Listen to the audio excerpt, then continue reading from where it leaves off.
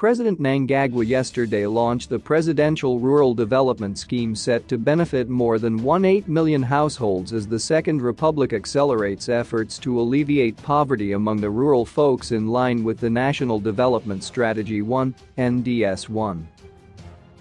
The scheme, which was launched at Sekisile Makorokoro Nutrition Garden in Jinjika Village, Makorokoro area of Mangu District, Matabeland South, will uplift livelihoods in rural communities through creation of employment opportunities for women and youths, among other vulnerable members of society.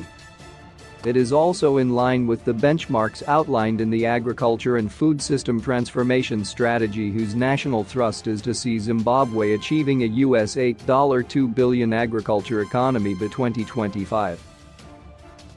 The strategy, which was launched by President Mnangagwa last year in August, is underpinned by growing the economy and ensuring Zimbabwe grows its own food and ensure the majority of rural families move from poverty to affluence.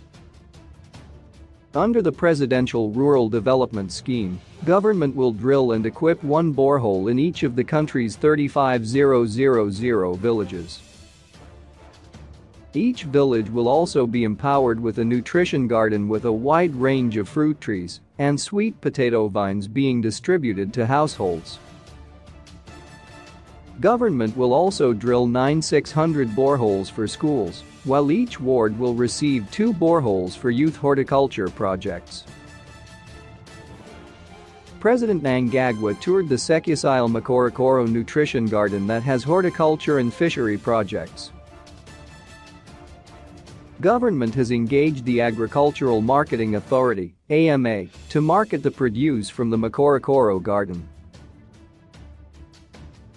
AMA is mandated with the overall regulation of the production, marketing and processing of agricultural products in Zimbabwe.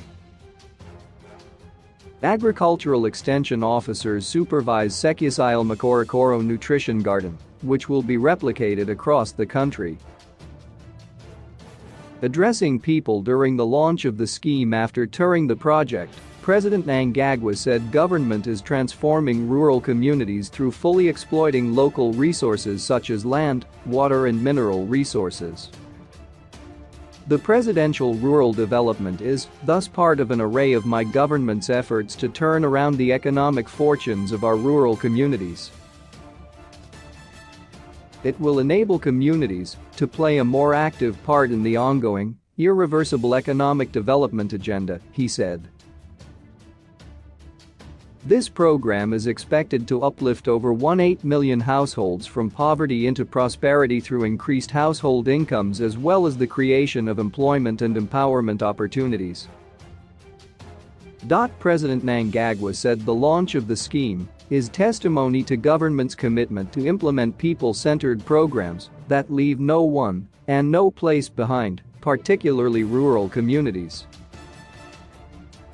Our mantra that Nika Inavakwa Naveen Bayo must continue to inspire villages, rural townships, social institutions, growth points and wards to develop their localities brick by brick, stone upon stone, he said.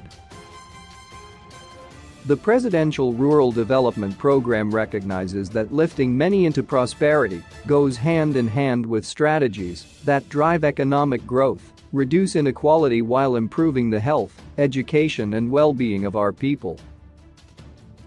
President Mnangagwa said horticulture is an important sub-sector of agriculture with a potential to considerably contribute to the country's gross domestic product, GDP, through exports given Zimbabwe's comparative advantages in the production of fruits, flowers and vegetables.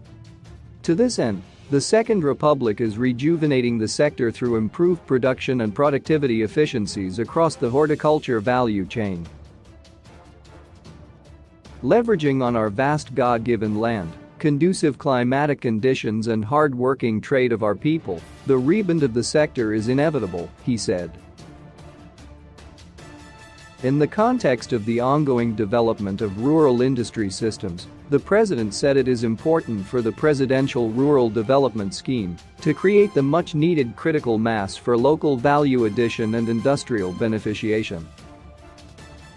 To this end, effective management and coordination systems should be urgently implemented to ensure the seamless aggregation of horticulture products at village level. Complementary plans must be put in place to set up industry facilities and other ancillary infrastructure to reduce post-harvest losses, he said. The development of local factories and handling facilities such as the Mutoko fruit and vegetables processing plant in Mashonaland East Province is a case in point.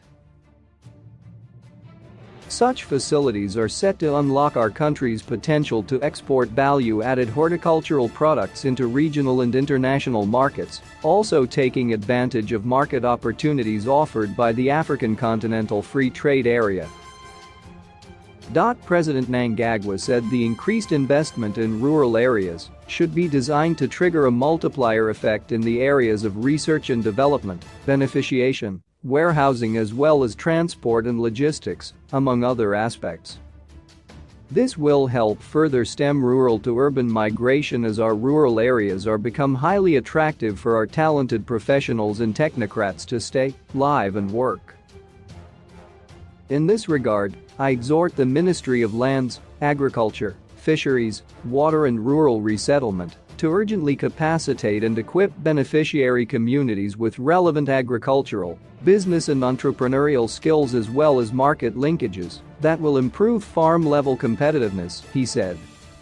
The president said the ongoing program of building dams across the country is envisaged to also insulate the agriculture sector and economy against the adverse effects of climate change. Dams under construction include Tuli Manyanje Dam in Matabelan South, Lake Gwei Shangani and Ziminya Dam in Matabelan North. President Mnangagwa said the ongoing programs and activities will help build resilience and adaptation capacities, especially for smallholder farming communities. The president commended women and youths for remaining champions of development against a background of adverse effects of COVID-19 and the illegal sanctions imposed on Zimbabwe by Western countries. He said their hard, honest work, dedication, and resilience has seen them becoming the backbone of the agriculture sector.